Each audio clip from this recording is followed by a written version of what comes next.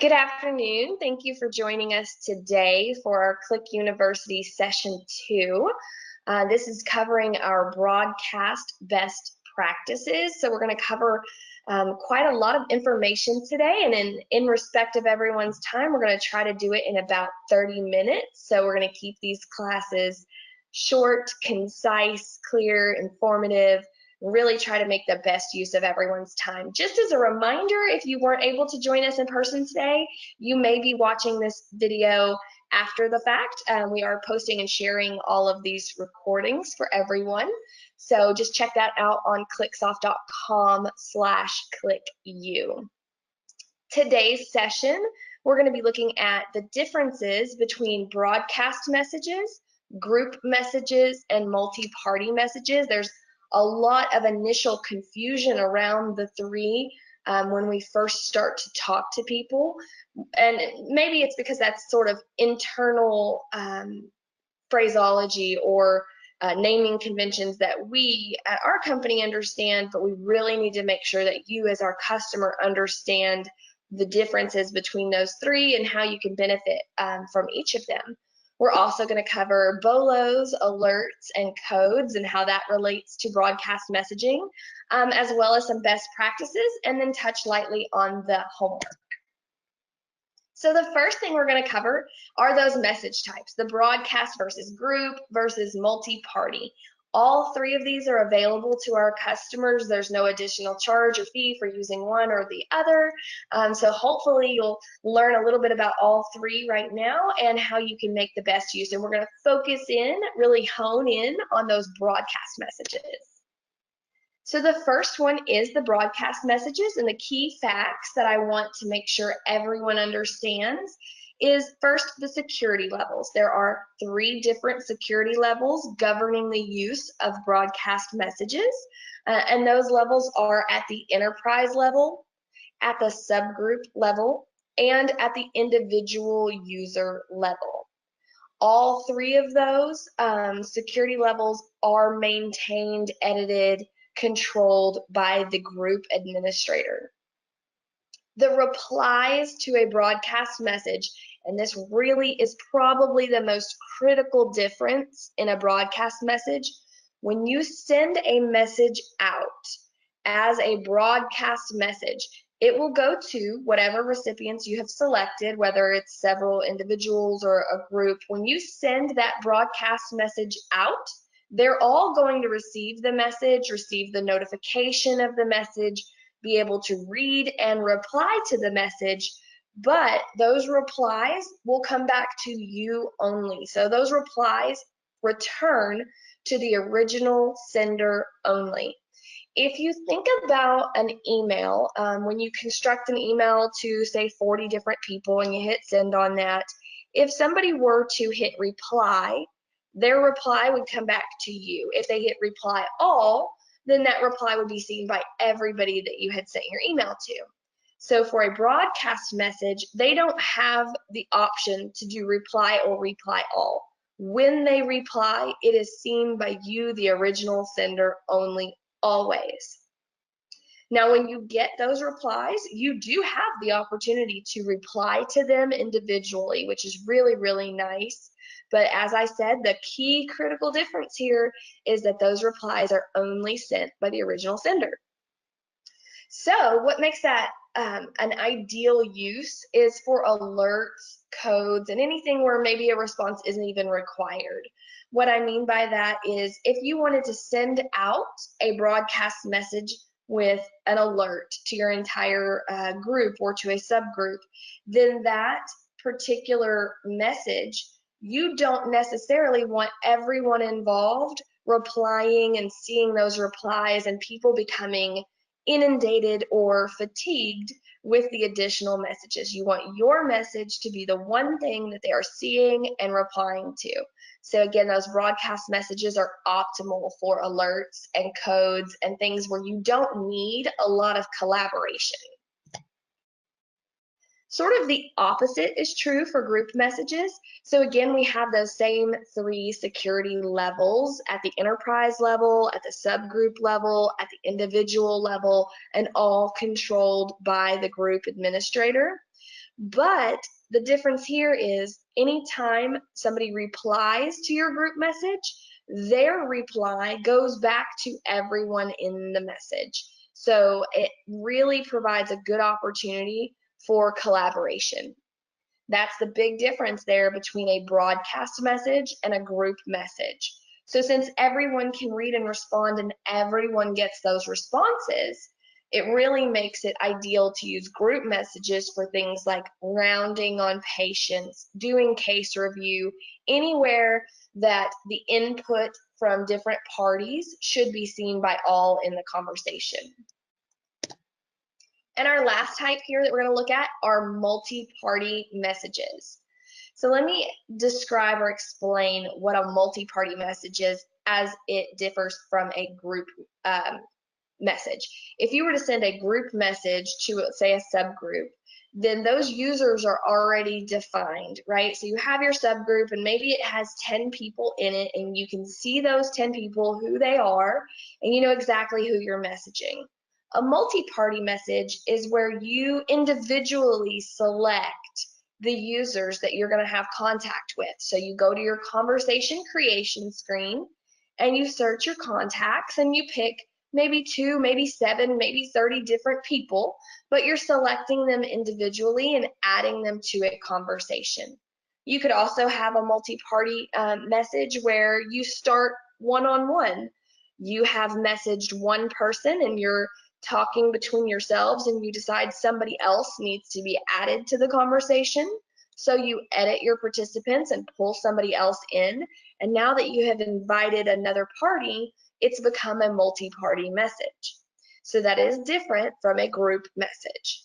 The security levels, although there's not really a direct security around the ability to do multi-party messages, there is a little bit of control around it as to whether or not people have full group access or subgroup access. For example, if you create a user in your group and you take away the full group access, but you place them in a subgroup, they're now limited to conversations participating in that subgroup with those individuals in that subgroup. So that kind of limits their multi-party ability. They're not going to be able to go out and see your entire group list to select from everyone within your company, but they would be able to create and facilitate those multi-party conversations within their subgroup. Again, just like a group message, the replies are seen by everyone in the conversation. So you'll note that a group message or a multi-party message, in both of these cases, everyone can see the replies. And again, that's the big difference between these and a broadcast. It is optimal for seeking additional input or impromptu collaboration. So the example I gave earlier, maybe you have a physician, 2 physicians discussing a particular patient and they realize, you know what, we haven't seen the latest H&H results for this patient and we're trying to decide whether we're going to transfuse them or not. So let's loop in that nurse and see if those results are in or get her input. Maybe they had a bad reaction to the last transfusion. So let's get some of that information. They edit their participants, pull the nurse in. Now they're having a multi-party conversation because they needed that impromptu collaboration. All right, so going back to the broadcast messaging security, we discussed this being at the enterprise level, the subgroup level, the individual level. So I want to give you a good visual of what that looks like. In the top left corner here, you're seeing a screenshot from the admin dashboard. In your admin dashboard, which all administrators have access to, under your group name, you will see next to the phone number an edit button. This launches the window that I have displayed for you here and allows you to edit a few features such as your name, city, zip code, etc. One of the things that's often not noticed is the ability to do a change to your group with respect to group messaging and broadcasting at that group level. So by default, the broadcasting may be turned off for your group, but you could select broadcasting and turn on for all. And then everyone in that group would have the ability to do broadcast messaging. So if you find yourself in a position where maybe you've had an account for a little while and some people you've allowed broadcasting, others you haven't, and now as you've gotten more comfortable with the solution and the product, you realize, I want everyone to be able to broadcast. So this is a quick and easy way for you as an administrator to go in and make that change. All right. The same applies to group messaging. You can see that in our screenshot here. But I really wanted to point out that you have that ability at the enterprise level to make the change to broadcast. At the individual level, you have two opportunities to edit this particular security feature. The first is when you're actually creating a user and you send the invite. On that user creation window where you put their name and their job title, you add them to any subgroups you might want, you have the option right there to edit full group, broadcasting, group messaging, a couple of different features. So let's say that you did not give them broadcast rights initially, and now they're a user, they're actively engaged in using the product, and you want to go back and you want to make a change to that. You want to allow them to broadcast, or maybe they've contacted you and said, hey, I see that this is a feature and I'd really like to send schedules out to my entire department, and I'd like to do that as a broadcast message. So it's a great use case for me. And will you update that security? It's very easy to do on the fly. You just log into your admin dashboard, find that user in your user list, and click on the edit icon, the little cogwheel or tool menu to the far right of their name. And that will pull up the window that you see here. And it's very easy. It's just a checkbox solution. So you just check it if you want to allow them the ability to broadcast, and then click done. Now, when you create a subgroup, let's say, for example, you want a subgroup to be able to send codes to. It might be a rapid response team. Maybe it might be a group of nursing directors or other officials, a group of people that you want to be able to send particular messages to. So in this case, I have created a subgroup for codes, and I plan on sending broadcast messages to that subgroup. So all I have to do after creating the subgroup is click the edit, again, that little cogwheel tool icon to the far right. Click on that and it will open the window you see here, and you can select or deselect the ability to broadcast or group message. And that really controls everyone's ability to message that subgroup the way that you want. If you took away broadcasting, and I go to send a message to that subgroup, the only option I would have is group messaging. So they're not going to see both options and click on broadcast and then be told, sorry, you can't send a broadcast to this group. They're only going to see the options that you leave checked. So if you have both checked, then they have the option to do either or.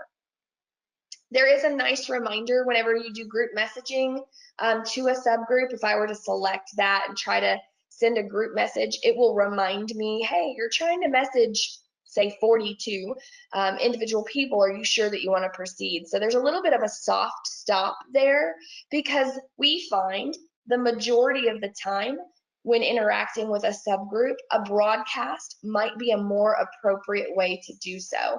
And again, that's really just to make sure that your users aren't inundated with replies. They're not experiencing message fatigue at 2 o'clock in the morning because they got a group message and now everybody is responding to it.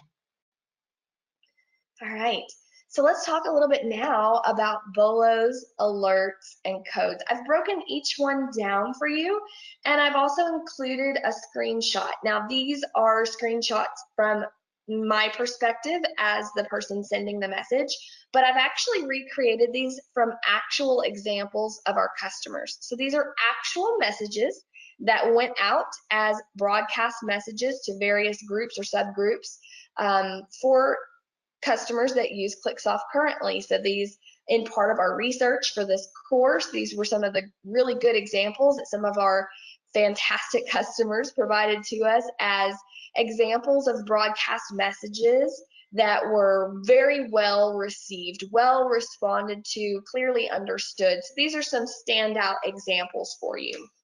The first is with a BOLO, and in case you aren't familiar with the term, it's really a law enforcement term, but it was adopted by healthcare somewhere around the 1950s. It simply means be on the lookout, and that can mean be on the lookout for just about anything, whether it's a person or a supply.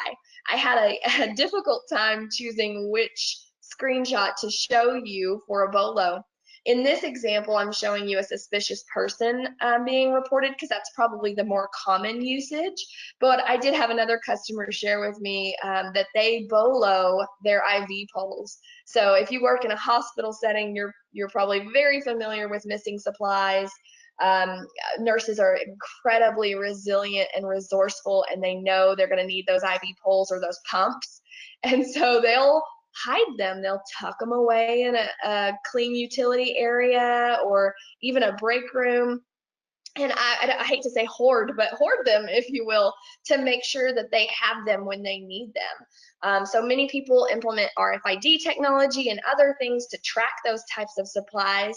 But we had an actual customer share with me that they do BOLOs for their wound vacs and for their IV pumps. So they'll send out be on the lookout for the 4th floor IV pump last seen in room, yada, yada, yada. And it's almost comical, but it really is a great way to communicate to everyone that they're looking for something. So I almost shared that example, but in the one I'm showing you here, it's an actual suspicious person broadcast that went out. And this particular BOLO actually help them find and locate the individual and have them removed from the property. So an unfortunate event, but a really great outcome.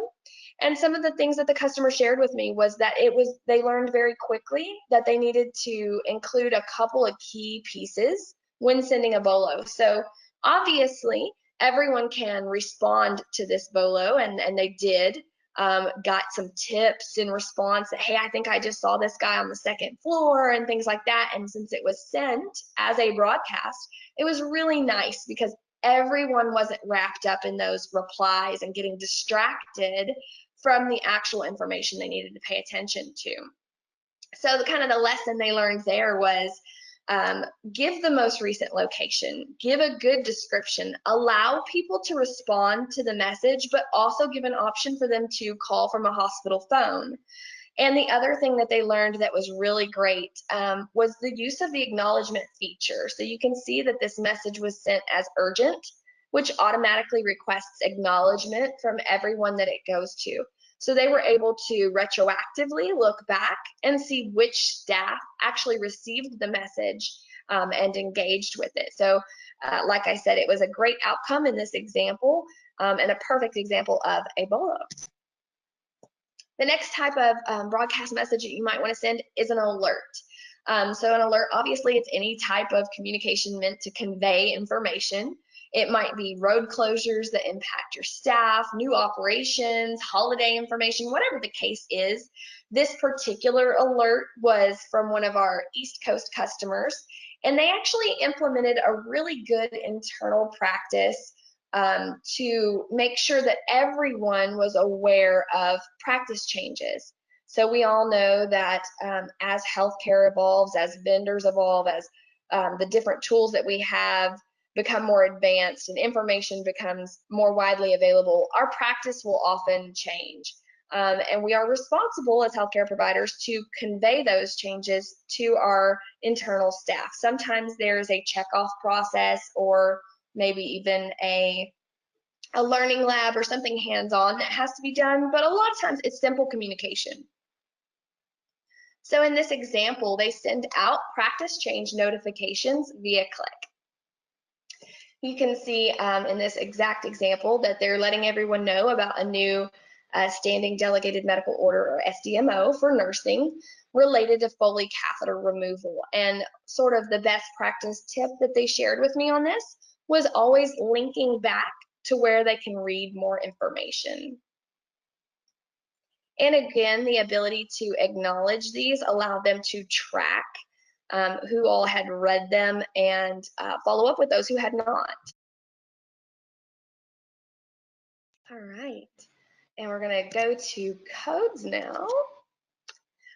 We're all familiar with codes and what they are, whether code blue, pink, brown, silver, rapid response, RRT, whatever the case may be. We have a very successful, I would say, Northwestern client that, in addition to announcing certain codes overhead, they also implemented a process to communicate their codes over Qliq. So in this exact example, this was a code pink. It was not Oakview Hospital, but I redacted the actual name just for privacy's sake. And what they did is they initiated their code pink, and they sent this to all staff so that everyone was in real time made aware that there was a missing infant in the NICU. They also included a great description of the suspect that they were looking for, and I can tell you that, again, terrible situation, fantastic outcome. The child was found actually in less than an hour, and they attributed that to the real-time notifications that they were able to send via Qliq. So another great example of how this can be done.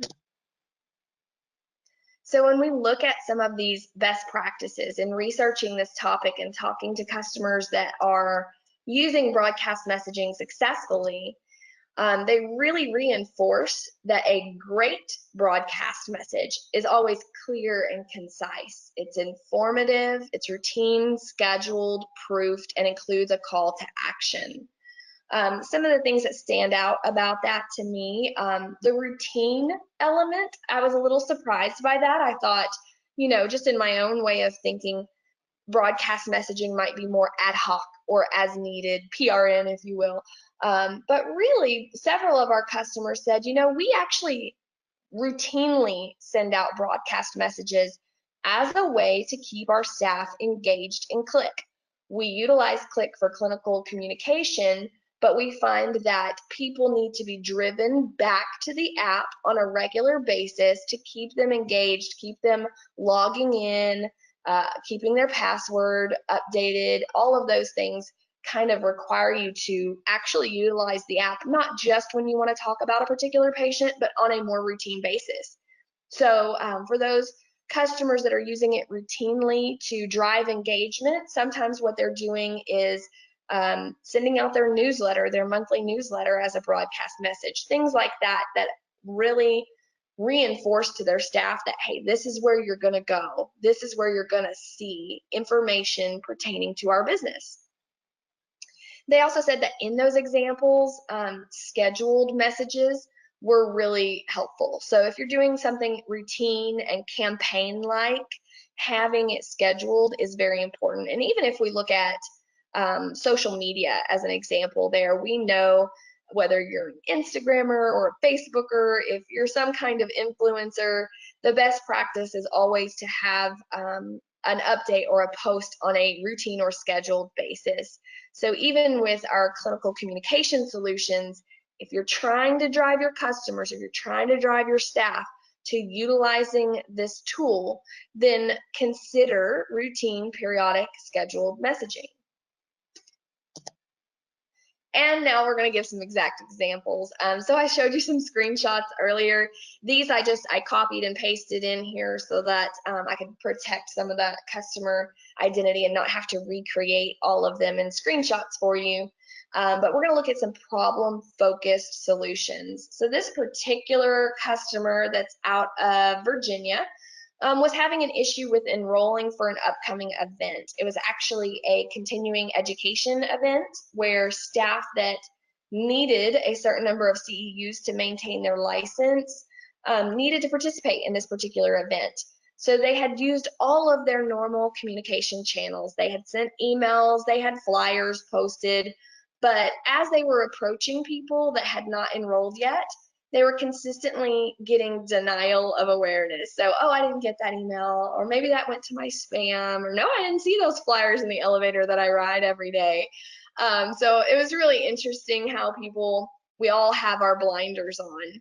So what they did was they recognized this is a perfect example to send out a broadcast. Not only can I track who has looked at and read our broadcast message, I can also provide them a direct link to register. So I know I know that I know that I know that I've provided them the information, I've provided them a means to complete the action, and I have a record of receipt. So they actually sent out a broadcast that said, you're getting this message because you're lacking necessary CEUs and have not yet enrolled in the upcoming clinic on 4/15. Please register as soon as possible and click the link to enroll now. So that was a great example of communicating with staff that are a little bit harder to reach. Another example, this actually came from a Florida customer of ours, and it was bad weather impacting field staff and roads. So they had a little bit of flooding going on, and they wanted to let their home health agents that were traveling all over the area kind of remind them to check the weather conditions, to follow up with patients directly by calling them or sending them a message, and just to be safe in general. So they sent a message out, just weather conditions in your area may impact your travel today. If you're going to be late to a scheduled visit, please call your patients. Plan your trip to avoid road closures, and remember, turn around, don't drown. They had really great response to this message. I believe one of their staff had actually responded to them, thank you for the reminder, I just checked and the particular road to get to such and such patient is flooded out. I've already talked to them and rescheduled our visit. So it was successful in communicating that information and just reminding staff that you care. We not only want our patients to be protected, but our staff as well. Another great example, this actually comes from my neck of the woods. I am a Texas resident, and this is one of our Texas customers. So they had an issue where their direct admit patients were just showing up on the unit. So a patient would go to their physician experiencing specific conditions or symptoms, and the provider would say, you know what, I'm sending you right over. You're just going to go to the 3rd floor, check in at the nurse's station. I'll fax everything over that they need. So those patients were going to the hospital, going directly to the unit, and expecting their room to be ready. This is a very common problem in the world of healthcare and hospitals especially. So the solution that this Texas-based customer developed was digitizing their workflow. So what they did is they actually have their access services team, which receives those direct admit orders, the admit to order, the order sets that are used. They receive those via fax from the providers, and they started a process where they use a broadcast message to alert staff of those inbound patients. So in this case, they have a group set up for each individual unit. And when this patient was supposed to present to a unit, they sent out this exact message. Incoming direct admit of a 73-year-old male with shortness of breath and a history of AVR. Dr. Parsons admitting, orders faxed to the 5th floor nurses station, prepare room 511. Responsible parties, please respond to confirm orders received, room ready. Staff on standby, thank you. And so what the staff would do when they got this broadcast from the Access Services Department is the specific people responsible for those areas, so the unit clerk, the EVS, Environmental Services staff member, the nurse manager of that unit, they would reply to the broadcast message and say, we have the orders, they've been transcribed electronically, room 511 is ready, it's maybe contact precautions or whatever the case may be, they confirm that, and that they had the appropriate staffing level ready. They shifted some nursing responsibilities to make sure that they could cover this acute patient as well. And because they were doing that in a broadcast style, it was one message received, right, from Access Services, this incoming direct admit message, and that's it. Everyone was not interrupted and inundated by those replies. So a very successful way to use the broadcast messaging. And this last one I'm going to share with you, I do have a screenshot over here and permission to use this. So this was an actual message that went out from one of our customers, a home health customer, and the issue was that they had a hurricane which knocked out power to not only their facility, but also a lot of the outlying patient homes that they supported. So they needed to notify staff and remind them of certain symptoms to be on the lookout for. Again, a great use of message flags. It was sent as urgent so that people could acknowledge the message. but they were reminding everyone of those symptoms of heat exhaustion there. All right. As far as homework, I'm not going to request that everybody send me a broadcast message to make sure that you understand how to utilize broadcast messaging. What I am going to do is I'm going to email everyone that attended, encouraging you to look at the blog that we are currently writing that supports these sort of broadcast best practices. Go ahead and enroll in the next session of Qliq University coming up. And you're also going to get a broadcast messaging best practice tip sheet. So this tip sheet is designed so that you can copy and paste directly from it and implement some of these broadcast messaging ideas in your actual workflow and operations today. So you can benefit from some of these things that our other customers are doing and really have something to hit the ground running with. As always, if you'd like to provide us any feedback, we'd love to hear it. You can email me directly, jolene.sheffield@QliqSOFT.com, or if I'm in your group, send me a Qliq. Thank you for your time today, and I look forward to seeing you on the next session.